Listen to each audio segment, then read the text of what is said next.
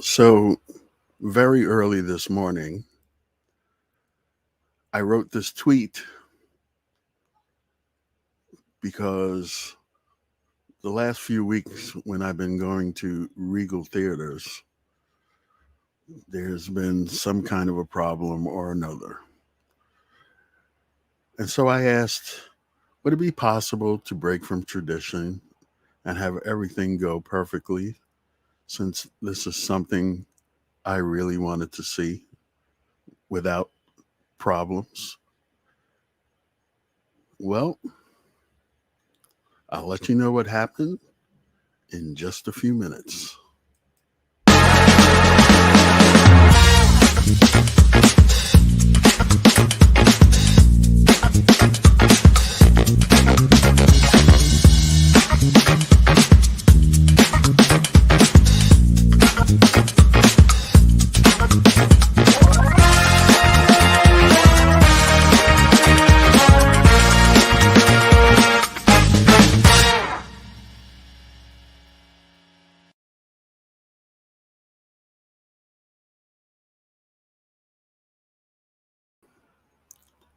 Good evening, everybody, and welcome to Mikeylito's Multiplex. And we're just going to talk a little bit about E.T., the Extra-Terrestrial. First of all, my compliments to Regal Cinemas in Deer Park, New York. Everything today was perfect, no problems whatsoever. So, thank you very much for that. I appreciate it. When Universal announced that they were going to re-release ET in IMAX, I was immediately on board, especially since uh, it is very close to my birthday. So it is a wonderful birthday present for me. Um, Hi, Tom Jr. Jackson. Good evening. Um, I I love this movie. I absolutely love this movie, and I could not wait to see it in IMAX. And just as I predicted on Twitter, as I was going into the theater, by the time the movie was over, I was a blubbering fool. I I, I really don't understand uh, some other people that wanted to see different. There's really not anything in wide release this weekend, I think, except for Fall, which opens tomorrow. There were no showings today. Uh, this is the perfect movie to take your family to see. The whole family can go see this movie, and even though you may have seen it on streaming or you have a DVD copy or whatever, there's nothing like seeing it on a big screen in IMAX. It was absolutely fantastic, and uh, one of the things that I really enjoyed was you can see how Steven Spielberg used his experiences with Close Encounters of the Third Kind and also Jaws to develop this movie. Um, it was really fantastic. A lot of people talk about um, Jaws and how tension was built because you didn't really see the shark until late in the picture. And that was because of mechanical problems with the mechanical shark. Well, Spielberg took that element, the fact that things weren't revealed into much later in the film, and he used it in this film, in E.T., because you didn't see really any adults until two-thirds of the picture was over. The only adult that you really saw was Dee Wallace as the mother. And incidentally, I'm sitting and I'm watching the opening scene, and uh, the older brothers, or the older brother and his friends. So they were playing Dungeons and Dragons. So it was something that predated Stranger Things. Stranger Things, those kids weren't the only ones playing Dungeons and Dragons. The kids here in ET were also doing the same thing. And uh, I really didn't get the mom. Like, she's dressed in a house coat and she's doing all kinds of weird stuff. I kind of thought it was inappropriate to hang around kids that way, but maybe it's because I'm getting so much older that I'm turning into a prude. But um, I I thought that was scene was kind of amazing. But this is a story of a young boy. Uh, he's kind of lonely because his father and his mother split up, and he's kind of insensitive to what's going on around him because uh, he made his mom feel bad because he said his father was in Mexico with with his girlfriend, and she kind of lost it.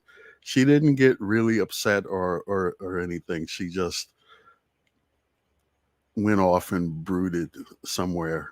But eventually, actually, the way the picture opened, it didn't open on the humans at all. It opened with the aliens, including ET, uh, doing some things in the forest. And I guess one of the things that I really didn't notice before seeing it today was that when their little hearts glowed, that that was one form of communication and was also like a warning system and what have you. And I really didn't pick up on that until I watched it today. So the performances in this film, Henry Thomas plays Elliot, and Drew Barrymore is Gertie. This is a very young Drew Barrymore, and Robert MacNaughton plays the older brother Michael.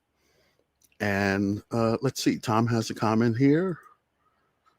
E.T. really does still hold up, and it shows. He actually came up with the idea for E.T. while doing Close Encounters. Tom, this is really a fantastic film. I know it's playing at least through Tuesday in theaters down here in IMAX. And I don't know what people are doing this weekend, but I really think that you should just like grab your kids, pile them all in the car, uh, spend whatever you have to spend on IMAX tickets because this is really a fantastic film. Um, One of the other things that I noticed, and I really don't want to spoil the film for people that haven't seen it. However, the film is 40 years old. It's the 40th anniversary. So when ET uses his finger and it glows, he's always using it to repair things, to fix things. Uh, Usually, I don't want to say biological things, but um, I can't think of the word that I want to use right now. But my point is, at the end of the film, when he touches Elliot's forehead, I did not realize until I watched it today that he was trying to cure Elliot's um, malaise about his parents being separated and what I was really taken in with the film. So here's the thing. In the description of this stream, I put in a few different things that people can check out. There is a an essay from a South African writer that I read earlier today that's really fantastic. There's a viewing guide from Empire Magazine that I also linked in to the stream. This is a wonderful, wonderful movie. I've never rated the movie before, and it's a solid 10 out of 10. 5 stars, no doubt about it. I am ready to go back on my actual birthday and watch it again. Don't know that I'll be able to. I do own it, but the experience of seeing it in IMAX was absolutely fantastic. Um, the closing scenes after Halloween, when the movie really gets going, it can't be beat no matter what size screen that you saw it on. But it was really fantastic on the IMAX stream. Now, this is the first of 2 Spielberg re-releases that's being done by Universal coming up on Labor Day weekend. I believe it's September the 2nd. Universal is re-releasing Jaws, the original Jaws, in IMAX, and in some theaters, I understand they're also releasing it in 3D. So that is another film that I'm looking forward to seeing. Not necessarily as much as I was looking forward to seeing E.T., but I'm definitely looking forward to seeing, Jaws in the theaters Labor Day weekend. And hopefully, some of the studios, particularly the Walt Disney Company, will get the message and really start re-releasing some of their catalog in theaters, because there's really no substitution for seeing some films on the big screen, and that includes the streaming film Prey, which was released on Hulu. That could also stand a theater release. Netflix, you could do Tick Tick Boom on a wide release, and I'd go see it. I don't know about anybody else, but I would definitely go see it. If you have a chance to see E.T. the Extra-Terrestrial, the 40th anniversary re-release in a local theater this weekend, by all means, you should go and do it. And I guess that's going to be it for me. I really don't know when I'm next going to the theater. I had wanted to do a People in Peril double feature between Beast, the latest Idris Elba movie, and Fall, which I think releases this weekend. But the movie times just aren't convenient for me to do it. So I'll see what I can come up with in the next few weeks. And I'm also planning another broadcast for this weekend, but exactly when that's going to go down, I'm not exactly sure. So rather than say anything about that, I'm just going to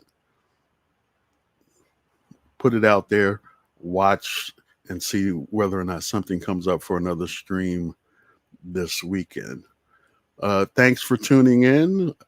Once again, go see E.T. in IMAX this weekend. Take the family. It's absolutely worth whatever you spend on it. So until next time, Mikeylito here. Take care. And I have to remember, watch content, form opinion. If you don't watch it, don't whine. It's much better to watch it. That's it. Take care. Ciao for now. I'll see you next time. Bye.